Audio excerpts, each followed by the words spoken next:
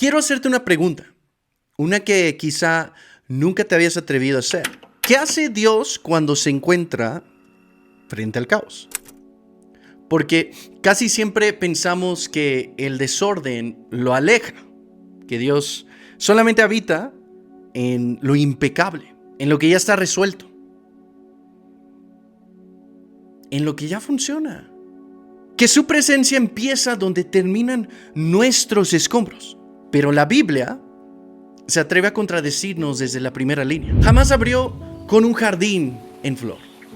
No abre con Adán respirando por primera vez. Y ni siquiera abre con luz. Abre con caos. Génesis 1:2 dice: y la tierra estaba desordenada y vacía, y las tinieblas estaban sobre la faz del abismo. Y el Espíritu de Dios se movía sobre la faz de las aguas. Este es uno de mis versículos favoritos.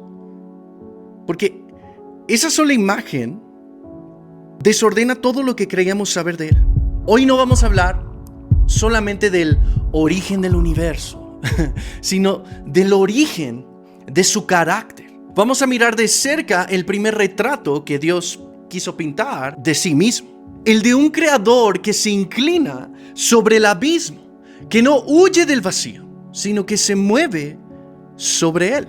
Antes de seguir avanzando en el texto, detente un momento conmigo aquí. Para entender la magnitud de lo que Génesis dice, primero hay que entender contra qué lo dice. Esto es contexto histórico. Israel no escribió estas palabras en el vacío, las escribió rodeada por imperios que también tenían su propia versión del principio de todo. Babilonia, Egipto, pueblos poderosos con templos altísimos y mitologías todavía más altas. Y esos pueblos también contaban cómo nació el mundo. Pero el relato que contaban era un relato de sangre. En el Enuma Elish, el poema babilónico de la creación, el universo no nace de un acto de amor.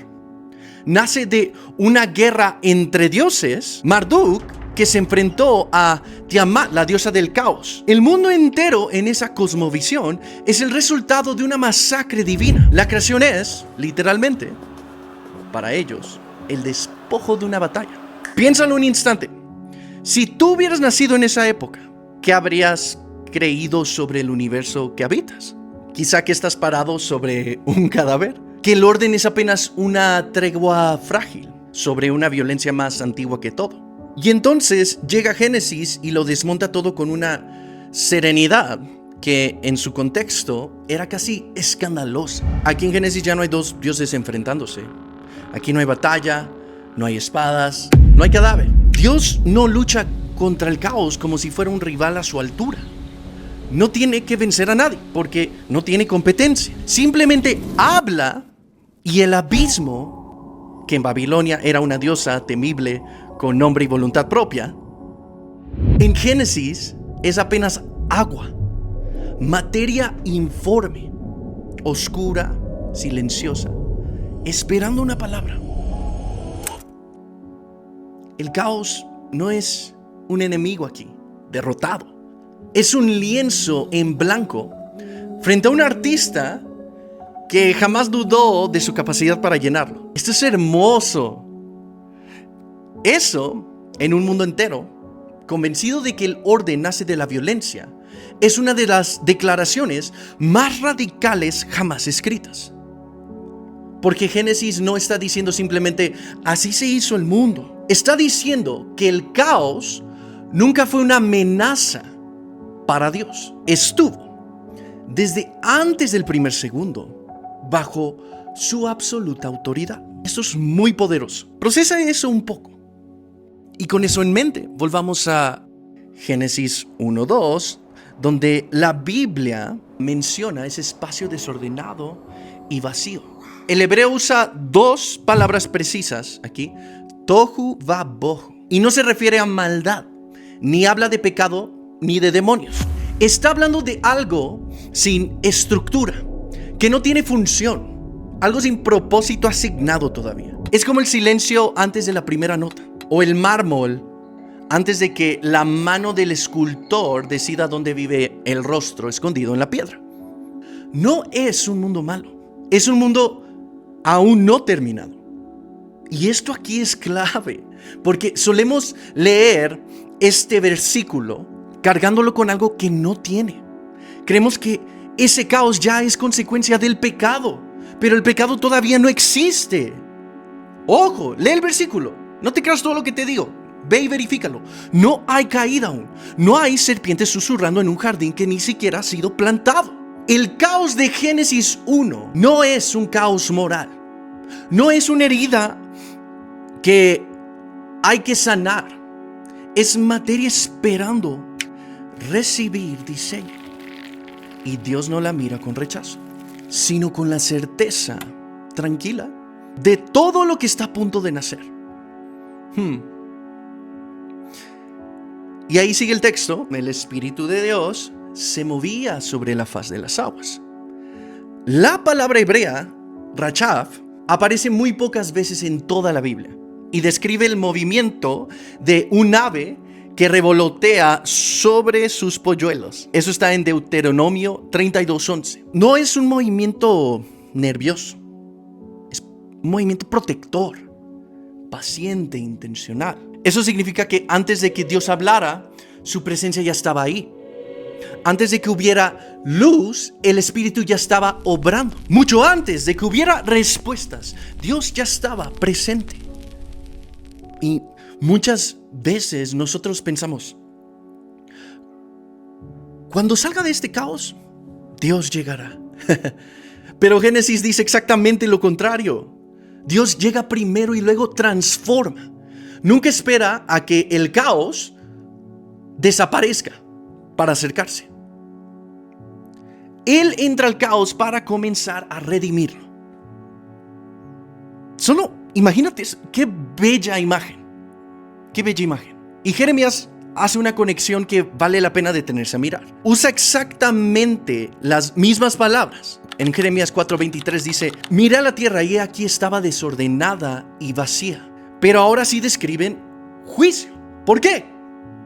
Porque cuando Dios retira su orden, la creación vuelve al desorden. Esto es muy bueno. Y el punto es impresionante. Sin Dios, todo tiende al caos. Con Dios, todo comienza a encontrar propósito. Lo primero que Dios hace no es crear personas, ni árboles, ni animales. Lo primero que hace es separar. Separa la luz de las tinieblas. Aguas de aguas, mar de tierra, día de noche. ¿Por qué? ¿Por qué hace esto? Porque el orden bíblico comienza distinguiendo. El caos mezcla. El diseño diferencia. Después Dios empieza a nombrar. Llama día, llama noche, llama cielo, llama tierra. Y en el mundo antiguo, nombrar significaba ejercer autoridad. Lo que Dios nombra, Él lo gobierna. Después asigna función. El sol gobierna el día. La luna gobierna la noche. Los árboles producen fruto. Los mares reciben peces. Nada existe solamente para existir, amigos. Todo tiene propósito, todo. Y ese patrón del que estoy hablando revela el carácter de Dios. Dios no produce confusión, produce orden. Y por eso en 1 Corintios 14:33 Pablo dice: Dios no es Dios de confusión, sino de paz. Y no está hablando solamente del culto. Está describiendo el carácter revelado desde Génesis. ¡Qué locura!, ¿no? Dios nunca creó al hombre dentro del caos. Y eso rompe muchas ideas modernas. Primero preparó el ambiente, luego creó al ser humano. El orden fue primero luz, checa el patrón, luego separación, luego límites, después función y finalmente identidad. ¿Por qué? Porque Dios nunca asigna identidad en un ambiente sin propósito. Lo tenemos al revés. Primero diseña el lugar, después coloca a la persona. Esto cambia completamente nuestra forma de entender quiénes somos. Porque nuestra identidad no nace de nuestras emociones, ni de nuestro pasado. trauma o tus logros. Nuestra identidad nace del diseño del Creador. Por eso Génesis también dice: hagamos al hombre a nuestra imagen y semejanza. La imagen viene antes del desempeño, antes de que sirvas, antes de que sea, antes de todo lo que hagas. Primero perteneces, luego administras. Primero eres hijo, luego recibes una misión. Y ahí es donde muchos vivimos intentando descubrir nuestro propósito, mientras ignoramos el diseño de Dios. Queremos misión, pero evitamos estructura. No. Queremos influencia, pero rechazamos límites. Queremos autoridad, pero despreciamos el proceso. Y ese es, sin que nadie lo diga en voz alta, el mismo modelo que muchos aprendimos dentro de la iglesia. Híjole, que para servir hay que llegar ya resuelto, que para enseñar hay que aparentar que ya no hay dudas, que para pararte al frente primero tienes que mostrar una vida sin grietas visibles. ¡Qué hipocresía! Como si el caos fuera algo que se esconde hasta merecer estar cerca de Dios, en lugar de ser justamente el lugar donde su espíritu decide moverse primero. ¿Me están escuchando? Sin embargo, Dios nunca improvisa identidad. Él prepara el terreno antes de entregar la responsabilidad. ¿Te está hablando Dios aquí? Entonces, ¿cómo respondemos nosotros cuando su espíritu se mueve sobre el caos que hay en nuestra vida? Primero, deja de esconder tu caos. Déjalo sobre la mesa, delante de Dios. Salmo 139:7 dice: ¿a dónde me iré de tu espíritu? ¿Y a dónde huiré de tu presencia? El espíritu no esperó a que las aguas se acomodaran solas. Se movió directamente sobre el desorden. Hoy eso significa dejar de manejar en privado lo que se está cayendo a pedazos. La ansiedad que escondes, la relación que evitas confrontar, la deuda que no revisas. Sí, ese hábito que niegas. No lo arregles antes de orar por él. Ora sobre él.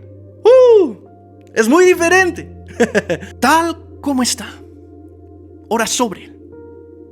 Y pregúntate: ¿qué parte de mi semana, de mi rutina, de mi cabeza nunca ha pasado por la presencia de Dios? Porque prefiero manejarlo yo solo. Muy bien. Segundo, espero estés apuntando esto y escribe lo que Dios te habla. Segundo, deja que Dios nombre lo que tú llevas sin orden. Hoy solemos hacer completamente lo opuesto. Pedimos a Dios resultados, un trabajo, una sanidad, una relación, antes de dejar que ordene lo que hay detrás. Así que antes de preguntar hoy, ¿qué debo hacer? Pregunta: ¿qué necesita hacer Dios? ¿Qué necesita Dios reordenar primero en mí? El fruto siempre llega después. ¿De qué? Del orden. Híjole, qué buena palabra hoy, ¿no? Gracias, Dios. Y tercero, el que casi siempre nos saltamos porque es el más incómodo: deja que ese caos también lo vea alguien más.